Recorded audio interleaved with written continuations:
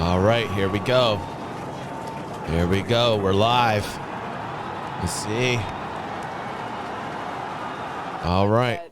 And after clearing the tower, we got it. Icing on the cake. Oh. Listen, it happens. It's part of testing. It's part of testing. It's like game development. You know? It happens. I love that the people are just cheering anyway, filled with positivity. Listen, a lot of people, I've seen a lot of comments like, why? Why? By the way, if you're wondering, you're watching StarShip blow up, which is SpaceX. We're going to watch a lot about this morning because I'm fascinated with space and exploring. Because inside our hearts as humans, we're all explorers, man. It's in our DNA. It's written in our DNA. Some would call it very virus-like. That we're always like searching for new things to exploit and destroy. But there's other things too. There's creativity, there's creation, there's imagination.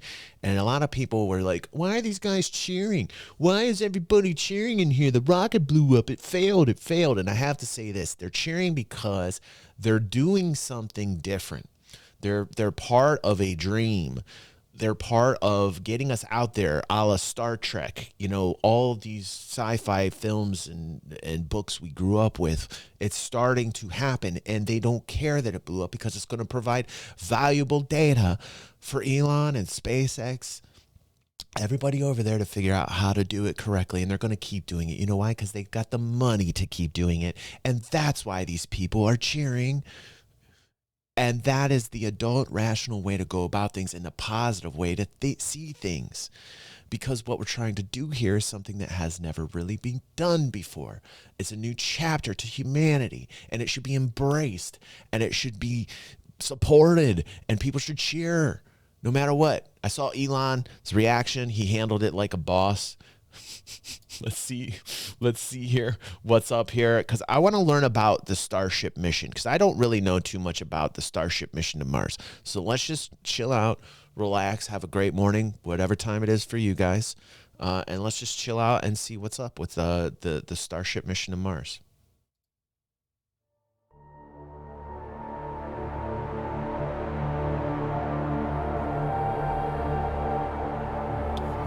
Dreaming, imagination, pioneering, invention, science, humanity.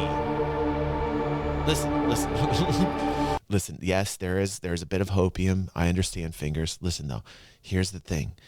We have to focus. We as a species, we got to start focusing on the imagination, on the dreaming. We got to support the dreamers. We got to support the people that are going to elevate our species. So if that's hopium, yes.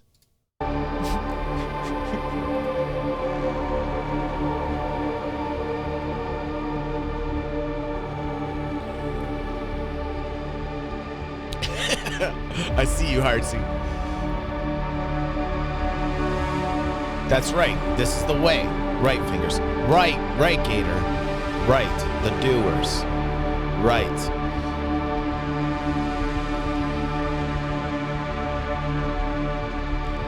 I think 5 billion, Starlet. I might be off by a few billion, but I think that's what it costs.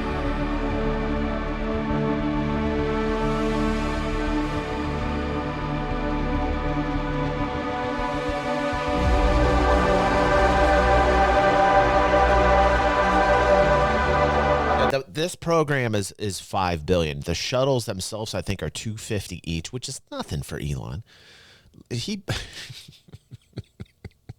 What did he buy Twitter for?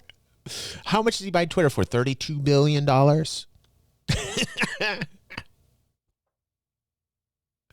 So like 100 plus of these shuttles?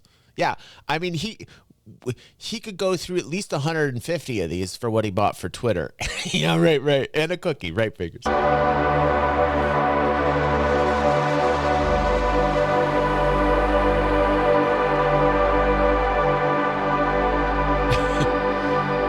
it. This will happen one day. This will happen one day. I know it blew up, but this will actually happen.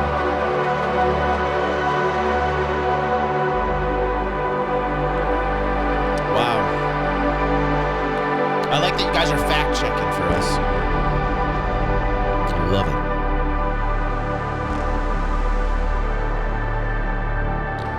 Right, Techno. Right,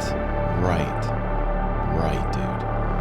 Right. I'm just saying, I gotta pause all the time during these videos. And if you hate that, I get it. Like, you don't want to watch that type of content. I get it. That's the content I'm providing for you guys. And the people here watching me, they actually like this content. I hear those people right now in my head. That's why I'm responding to it. But I want to showcase Techno here. Technoblick says the alternative is what? Not to try. And that's my whole point. The whole world is so focused on content that is just clickety-clackety negative. The whole world focuses on that because it's easy to click it. It's easy to do that. What's hard to do is to click on the content that shows you the good, the positive, the dreaming, the imagination. That is the harder content to click on. Why? I don't know. Maybe we're wired that way. Maybe our DNA is written that way, right? We want that drama. We want that flash in the pan. But man, when you flip the script and you start focusing on the good things, it's 50 times more lasting and powerful than any of the clickety-clack, than any of the negativity. When you flip that switch and you start saying, you know what? I need to go focus on things that get me motivated, that get me out there, that get me in the world, right? That's when it starts to hit and you realize that's more savory than any flash in the pan sugary thing can do. People think, says Red Bear. Last I checked, I don't know. I don't know, Red Bear.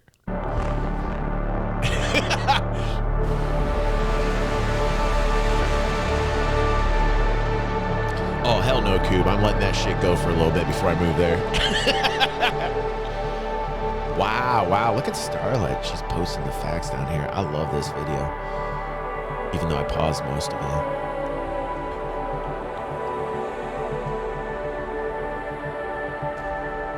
Flying projectile that looks like a sexual object.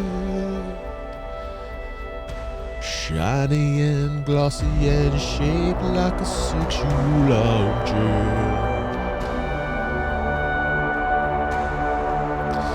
Yeah. Yes. Sexual object flying over the earth with its beautiful shine.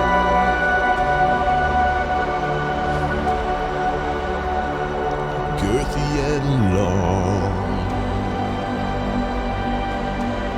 all day long, so beautiful, girthy and long. Everybody likes a strong, long, shiny sexual object. This is good. This might go into my DG Sings catalog. Beautiful, shiny, wonderful, sexual object. It's going to Mars, man. It's going to Mars.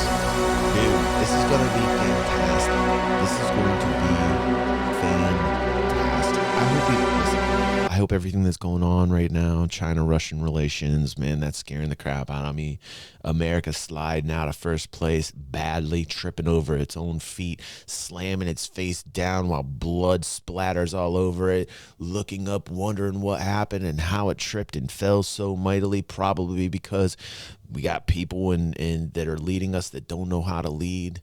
And we forgot what we were about along the way. And this is just a kick in the teeth to remind us to get together and unite instead of be so goddamn divided about everything. Man, I hope we don't blow ourselves up before we get to this, man. I hope we don't blow ourselves up before we get to this. Could you imagine? Could you imagine? We're right on the precipice of being amazing. We are right on the precipice of being what we imagined we could be. And at the same time, at the very same time it's happening, you've got this a juxtaposition, this completely different thing happening on the ground with all of our politicians, those that we put into power. What is up here? Thank you, Matt Nolan. Pledged $20. Are you part of the Diamond Club now, dude? Dude, you just went DiCaprio with that pledge. Can we get an amen for him? Hold on a moment. Wow, we got somebody in the Diamond Club stepping up here. What is going on? Thank you. Thank you, dude. Thank you. You'll see yourself in the credits as weeks continue to roll by.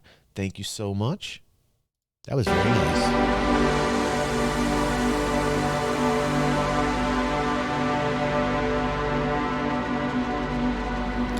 I'm so excited for this. I want us to get to this. I want us to be what we know we can be in the very, very most positive way. I love it. I love this.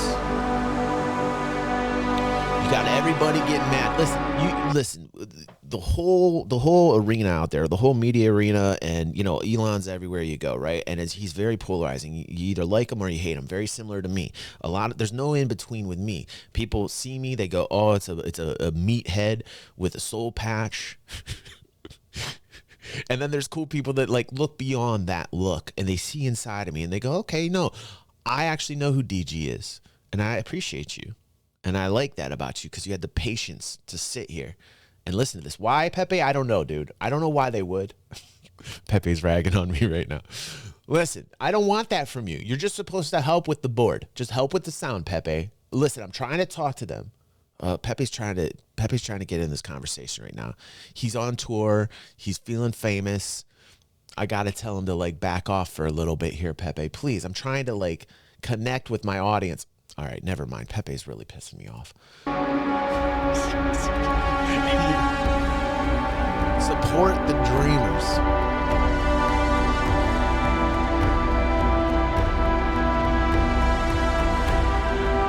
Absolutely cool.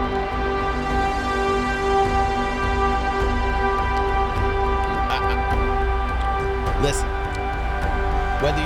And my point is this: whether you love or hate Elon, he gets shit done. Yes, you're not gonna hate man. Yes. Whether you love or hate the man, there is a quality about him, whether you like it or not. I personally like the quality about Elon Musk that he gets shit done. How many people get shit done these days that are supposed to be our leaders? Whether you're right or left. Listen, whether you're right or left, right? Why did that even come into the conversation? They're already like dividing you. You understand how easy it is to divide people? They're already making it like there's no talk in between, that there's no compromise, that there's no listening, right? It's just a team versus a team, like everything else, gladiators, rah, rah. But like these are people who are elected to help us out, to actually get us out of situations and be listening more than talking. I know that's hard for me to do, Pepe. Stop it. I know I talk a lot. Jesus, Pepe. Just like, man, he's getting shit done. Elon's getting shit done. He totally could. He could totally do that, Heartsy. Heartsy goes, how do we know Elon isn't just going to reenact the James Bond Moonraker storyline? Don't think I haven't thought about that, bro. Like, there's been moments where I'm like...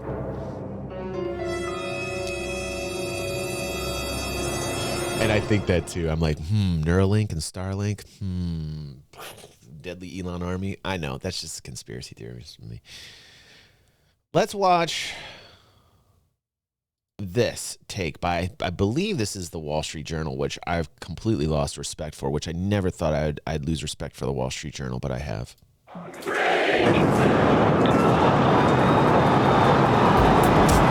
This is the world's most powerful rocket taking off. And this is it exploding shortly after. It's going to be clicky. After years of development, SpaceX's StarShip and its super heavy rocket with its 33 Raptor engines finally got airborne in April. For a short while at least. Now whilst... See how smug that is? What'd this motherfucker ever do? You see how smug that is? Finally got off the launch problem. What'd that guy ever fucking do? That guy make this. Look at this technology. Did that guy fucking invent this shit? It's super no, heavy he rockets didn't invent with this. its He didn't 33 do Raptor that. engine This guy didn't do finally that. got airborne in April, for a short while at least. Now, while SpaceX has launched hundreds of spaceships, it's Starship that the company hopes will become a rapidly reusable gateway into space. But while it may have taken years to get even to this point, it's actually just the very beginning of Starship's long road to carry humans to another planet. Yes, so get to what's the the journey ahead for Starship, and what will it take to get there? SpaceX say the idea behind Starship and the Super Heavy is to be the first fully reusable space transportation system, where both the spaceship and the rocket powering it can be used over and over again. One of the most prominent missions for Starship will be to carry astronauts from a spacecraft orbiting the moon down to the lunar surface and back as part of NASA's Artemis 3 moon landing missions. I caught up with WSJ space reporter Micah Maidenberg. NASA awarded a nearly $3 billion contract for the Artemis 3 moon landing. That's currently scheduled for, sometime in 2025. 2025 is coming up pretty quickly. For SpaceX, it's a very high profile and intense objective that they have to reach. SpaceX is also planning on using Starship to carry cargo into space, whether that be the company's Starlink satellites or fuel for other starships. SpaceX having and SpaceX CEO Elon Musk has also said that one day he hopes to use Starship for a mission to Mars. But building something this complex that's fully reusable isn't exactly easy. As Musk said at WSJ's CEO Council in 2021, man, Starship is a hard project. It is so preposterously difficult that there are times where I wonder whether we can actually do this. So he legitimately doesn't know, and he's trying. Okay, this is what I'm trying to say about the dude. He gets shit done. He doesn't even know right now, with as smart as this man is, all these calculations running in his head. The calculations are legit running in this man's head right now when he's like, I don't know possibly if this is a thing that's ever going to get done. And he's calculating, but he's still doing it. He is still doing it regardless. That should be applauded. So what did we learn from the launch? Tech. Well, while there have been some tests of Starship before, this is the first time it's been powered by the massive Super Heavy rocket system. And the company wasn't exactly sure how successful the launch would be. If we lift off and clear the pad, we're calling that a win. Things seem to be going well for the first few minutes. I miss you guys. Although it appeared that some of the Raptor engines were out. The Super Heavy rocket also failed to separate from Starship. And then... However, the launch will have left the company with a trove of data. Yeah. One of the main goals of this flight was simply to get information. The way SpaceX historically has operated is when it learns something, 10 more of those it tomorrow. uses that to try to quickly make... That was such a pimp. Let's do a slow-mo on that real fast. I want to see his reaction real quick here. He's like, oh, well. Let's get that reaction real quick here in slow motion. The way SpaceX historically is operated is when it learns. Thank you very much. That has been a slow-mo break on DG360. We do that here every once in a while. Listen, he responded so good to that, he just kind of smirked. He's like, oh, something. It uses that to try to quickly make changes, improvements, to iterate. So what's it going to take to get Starship from this to this? Well, SpaceX will need a lot more test flights, as NASA's moon mission could be as soon as 2 years away. Gwynne Shotwell, the company's longtime president, said a couple months ago at a conference, she wants to fly a lot of flights with Starship, starting with the company's own Starlink satellites, because they need to figure out what this machine can do. One thing that's almost certain is that NASA will be watching those flight tests closely. Dude, NASA took such a backseat, man. It's so hard to watch NASA just take a backseat on everything, man. Growing up the way that I did, it's crazy. The agency has said they're not going to use Starship to carry humans until there have been successful tests, and that SpaceX will conduct an uncrewed demonstration to the moon prior to the Artemis missions. So in a way, right now, one of the big next steps for the Artemis program is for SpaceX to show that it can operate. There is science Starship stuff. They're still important, Starlet. I'm not. So while the launch might if you're a have NASA been scientist one watching giant leap for DG360, Starship, there are a few. It's just one small step. I will retract that statement.